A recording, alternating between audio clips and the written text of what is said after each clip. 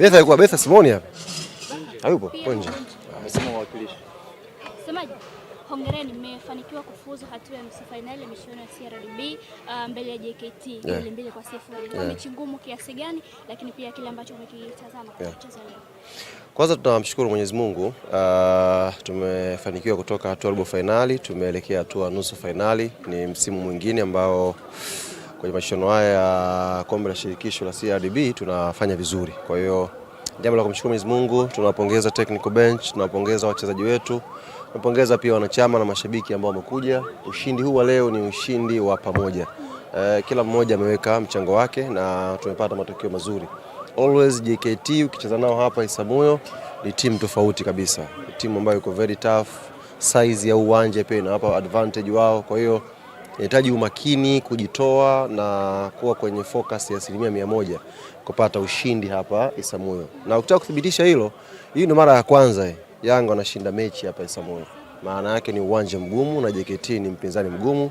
Kwa leo kuna kiwango cha kujitoa kwa wachezaji kimeongezeka na alhamdulillah tumepata matokeo mazuri. Pengine una cha tofauti umekiona kimebadilika kwa wachezaji leo hii kutoka kupoteza mchezo Dodoma, lakini pia wakihitaji hii mechi kwa sababu nyinyi mabingwa watetezi pia? Nimezungumza na wachezaji hapa kama 2-3 hivi. Kitu pekee ambacho wanakisisitiza na wamekiomba hata mimi nikiseme kwa wanachama na mashabiki wetu. Sasa hivi hapa tupo katika hatua za mwisho za msimu. Tumeshaingia nusu finali CRDB Cup. Bado mechi 7 kwenye kombe la NBC ligi iweze kumalizika. Vyote takavyokuwa, yani hawa ndio wachezaji wetu ambao tutaenda nao mpaka mwisho wa msimu. Kwa hiyo wanawaomba sana mashabiki. Mistakes zinatokea kwenye pitch, lakini zisiwe mistakes za kuona kwamba hakuna ambacho wanafanya kwenye hii timu. Kuona kwamba hawastahili hata kuwa kwenye hii timu. Kwa hiyo ombi lao ni wanachama na mashabiki washikane nao kwanza kipindi hiki. Kila mmoja awe nyuma ya timu tupate matokeo mazuri. Hakuna mchezaji yoyote wa Yanga anayeingia kwenye pitch hapa kwa ajili ya Yanga ifungwe. Wote wanakuja, wanatoil kwenye uwanja wa mazoezi, wanatoil kila siku kuhakikisha Yanga inapata matokeo mazuri. Kwa ujumbe wao sio kwa ajili ya kufungwa na Dodoma. Unajua kwenye football simefungwa na Dodoma Jiji. Mwenyezi Mungu aepushe watu kafungwa mchezo mwingine. Lakini haimaanishi kwamba wachezaji hawa wanakuja kwa ajili ya kutaka kufunga. Kwa hiyo wamenituma tuutumie ushindi wa leo tukajitafakari tu katika hatua za mwisho za kumaliza msimu. Tuna makombe mawili ambayo tunataka tuwatetee. Tunatakiwa tu wamoja, tusimame nyuma coach chetu, tuwape nguvu waweze kutupambania tuweze kupata matokeo mazuri mwisho wa msimu inshallah. Inaongeza pressure semaji mkiwa mnapiga hesabu hizo kama bingwa mtetezi wa ligi wa CRDB mechi zilizosalia? Sisi hatuna pressure yoyote kwa sababu tupo katika ndani ya malengo tuliojiwekea. Tuko nusu finali CRDB, tunaongoza ligi kwenye NBC, kwa hiyo tupo ndani ya malengo ambao tumejiwekea. Nilivyozungumza nyakati fulani kwamba upinzani umeongezeka kwenye ligi, ilionekana kama anachekesha hivi. Lakini baada ya Yanga kufungwa, naona sasa mijadala imebadilika. Kila mtu anasema ubingwa sio mkoa wa moto na nini.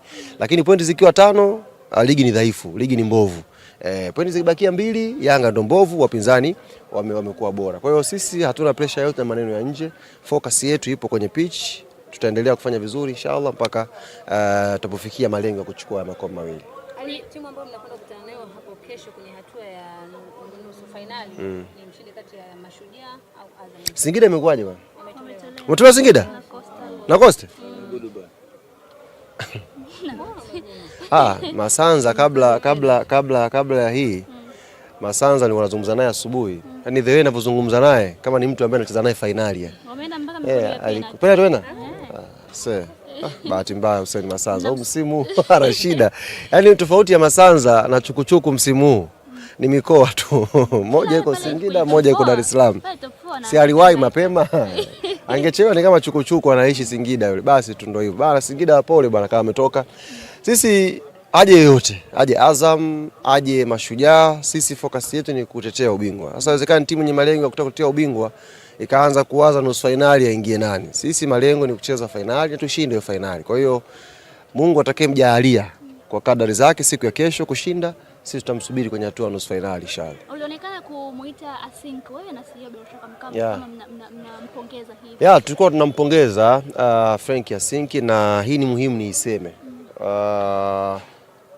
Nahodha wetu Bakari Nondo Mwamnyeto kutoka mechi iliyopita Dodoma Jiji kuja mechi hii amepokea critics nyingi kweli kweli kwenye namba yake ya simu, kwenye mitandao ya kijamii. Kwa hiyo psychological hakuwa sawa. Yaani Bakari leo tumemkosa sio kwa sababu ya najulisha pale muda umeisha kwa twende haraka.